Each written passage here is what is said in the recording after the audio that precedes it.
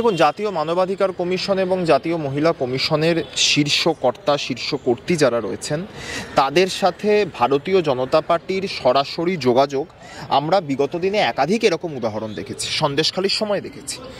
এবং মাননীয় রাজ্যপাল যেতেই পারেন, সেই বিষয়ে কিছু বলার নেই, কিন্তু সমস্যা হচ্ছে এই রাজ্যপালকে তো আমরা দেখেছি পদ্মফুল আঁকা উত্তরীয় পরে অনুষ্ঠানে অংশগ্রহণ করতে। পদ্মফুল ভারতীয় জনতা পার্টির রাজনৈতিক প্রতীক, দলীয় প্রতীক। সেই পদ্মফুল আঁকা উত্তরীয় পরে মাননীয় রাজ্যপাল নির্দিষ্ট অনুষ্ঠানে যোগদান করেছেন, সেই ছবি আমার কাছেও রয়েছে। ফলে এখন বক্তব্য হচ্ছে মাননীয় মুখ্যমন্ত্রী তাকে যেতে বারণ করেছিলেন, কারণ আমরা ইতিপূর্বে দেখেছি তিনি বিভিন্ন জায়গায় গিয়েছেন এবং শুভেন্দু অধিকারী, সুকান্ত মজুমদারদেরকে টক্কর দেবার জন্য উস্কানিমূলক মন্তব্য করেছেন।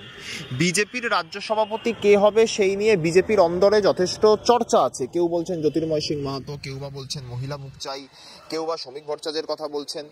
এর মধ্যে